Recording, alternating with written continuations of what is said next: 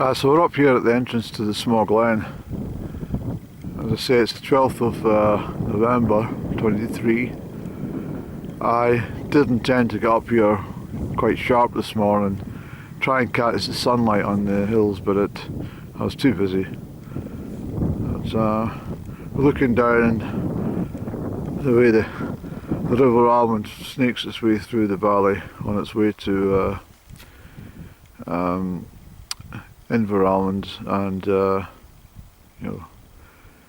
Glenalmond College is just sitting over here, and the Almond, as I say, joins the Tay just past Almond Bank. So there's a change in the weather, but the sun is trying to break through the cloud cover. I've come up here, there's a horrid mast been erected in the last few years, and well, that part of it I understand it's technology, but what I'm taking you up here for is we'll have a wander down to the edge. This is the Roman encampment of Fendoch. It was a massive contingent of Roman soldiers that were camped out here at the same time as they were at Crieff and other parts in Strathearn. This is the furthest part they got north. I've mentioned it already. They found great difficulty getting through this glen. There's forts. They're not visible now, but there's forts based on these hilltops at Dunmore. Dun means fort, of course, D-U-N, or hill of the fort. But so the Caledonians and Picts would have fought some pretty fierce battles in this area. I also mentioned previously the whole idea of the Roman encampment was to completely disrupt people's activities, put restraints on what they could do on a daily basis, and therefore there was restricted movement for people who had meandered the land freely for centuries. So we'll go down and have a little peek. You'll see Mulhonsey Hill. I stopped to get a chat with some ducks, but they were not interested. Some geese and ducks, but they were just not in the mood.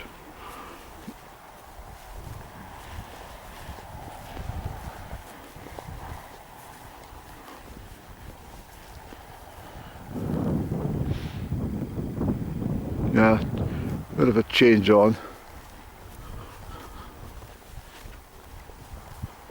That's a good thing about November. You get quite a mixture. I like the frost and I like the sunshine. Yesterday was absolutely gorgeous. There's no doubt. Beautiful. It would be a beautiful day in the summer, regardless, or spring, or any time. Blue skies and sunshine, can't beat it. Okay, so this is probably just as much as we'll get for an aerial view, and as I say, there has been archaeological digs in these areas. I'm not sure if you could do a Google aerial and see if there's any traces, but this is the whole encampment area. As much as the green grass and down into the marshy area, the Fendoch burns winds its way around. It's quite a fast flowing burn at times.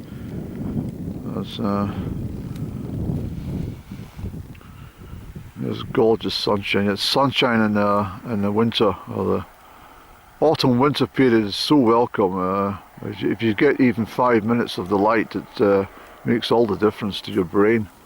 Well, it does for mine at least.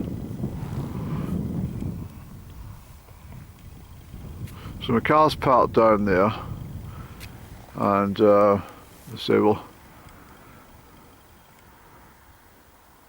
get up onto the higher part, and Wage Road as well, as I've walked it, clings to the hillside on the way round. Wonderful historical part of Perthshire. It truly is.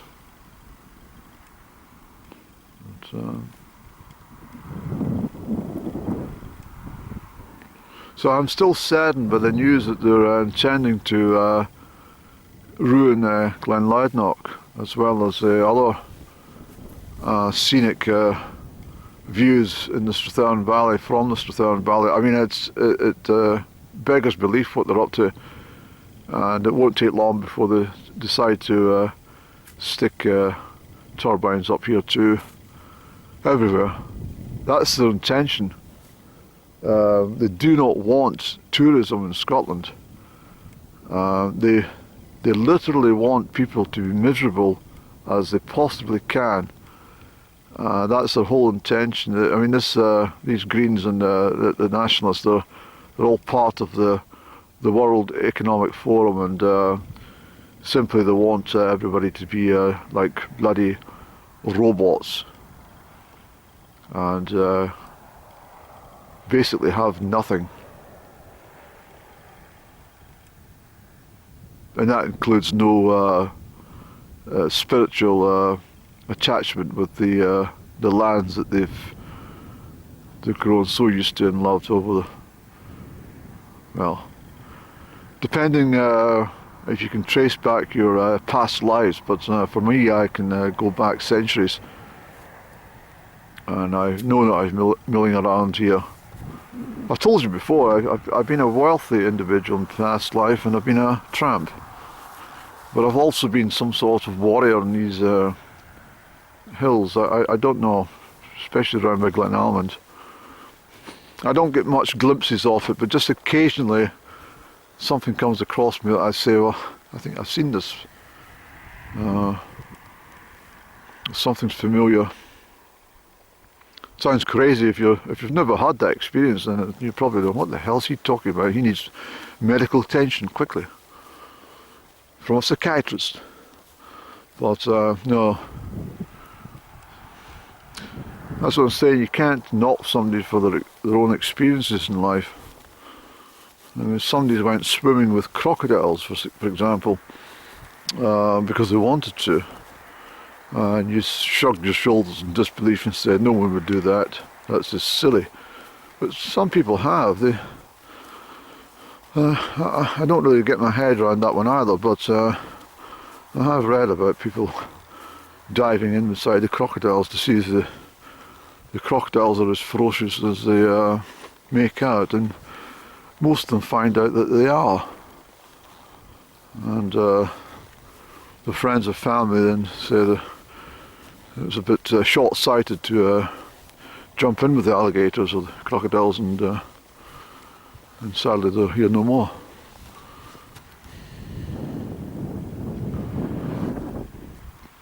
Okay, I think you've seen this Buchanty Hill, and there's lots of skirmishes. I've got more information to give you about Buchanty Hill regards to the Cromwellian period.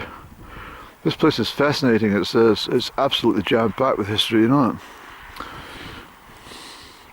I don't know so much about it out that way, out towards Ragorton and Moneydee and places like that. It's not a part of the land that I know very well. It's just a wee bit out for me, but I don't really have real interest in it. But you know. So, really fabulous day.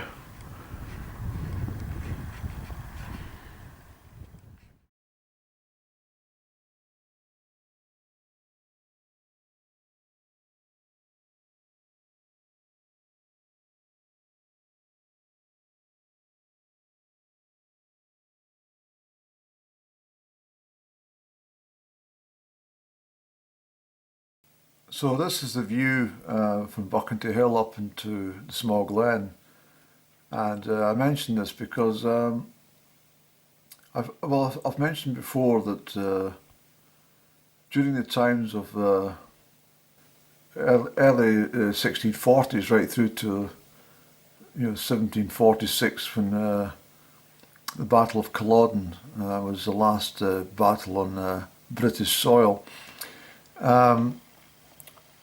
That was the culmination of the religious civil war which had besieged Scotland for more than 100 years actually. But at this time, Charles I of England was still in power. He didn't die. He wasn't executed until 1648. That was under the orders of Oliver Cromwell, of course. But in the interim period, Scotland was absolutely. I mean, I try and work it out. It's not just a religious case, but if you imagine back to 2014 and people they're making a decision on whether they should vote for Scottish independence, a yes or no, and there was lots of bickery and intimidation of some sort. I found that if you said you didn't want independence, then you were sort of anti-Scottish for some, that's what they thought, or for some reason you were not patriotic to Scotland, which is nonsense. And I'm very glad that Scotland said no to the nationalist dream of independence, because look where we are with the people who we currently have in power. Can you imagine these people running a single state? We'd probably be bankrupt. The people would be on the streets eating turnips, stealing turnips from the sheep probably. That's the sort of regime that they are. That's my opinion, but I'm trying to give you some sort of focus as to how bad it was in the 1640s and right through until the 1740s. And even if you consider Brexit a vote to remain or leave the EU, well, something similar, but this was all on a religious base, and so people were at each other's throat. Not just at the throat, they were killing each other in the name of religion. And Charles I, as I say, was instrumental in this, because he had brought in powers that you could not pray to God, you had to pray to the king. That's a simplified way of, there's a lot more complex than that, of course. But in this part, and the reason I'm pointing the camera here into the small glen, this is the way that the marching troops gathered. They actually gathered on the spot that I'm pointing my finger at. There was a huge contingent of Irish soldiers that came over and landed at Ardnamurchan Peninsula in the western of Scotland. It's actually the lighthouse is the furthest west that you can get on the British mainland, to be perfectly honest, but that's where they landed at least. And the gathered troops was troops amalgamating from all over. Well, down in Perthshire here, down in my neck of the wood, there was a lot of people who were involved in the support of Charles I. And I talked about the Grahams, Patrick Graham at Inchbreaky. Well, he was one of them, and so was James Graham, Marquess of Montrose. Now, before the Battle of Tippermuir, which was in the late summer of 1644, there was a lot of skirmishes up in this part of the world. Marquess of Montrose actually camped out just at the other side of, further south from here actually, at the Fowls. There's James Murray, Murray of Tullibardine, which is not far from Auchterarder, between all parts of Strathern. They were together now. That Murray, the spelling of that Murray is M-U-R-R-A-Y. There's different Murrays, and Murray of Abercairn is M-O-R-A-Y, and Murray that used to have Auchtertyre was M-U-R-R-A-Y. But I should be saying that it's Drummond Murray rather than just Murray. of Abergavenny. But anyway, what I am saying is that prior to the Battle of Tippermuir, all these troops were gathering and they're all marching right across this very, very spot of Buchanty Hill and heading over. As I say, the Marquis was Montrose, James Crieff. He was camped out at Fowles, and the hill is actually called Murray's Hill. And the whole civil war and the War of the Three Kingdoms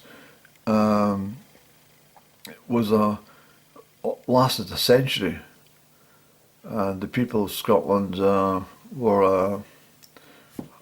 had an entirely miserable time, and the Covenanting armies were gathering as well here, and so the lands around the small Glen particularly were seen many troops of different denominations pass through this very, very sacred piece of land.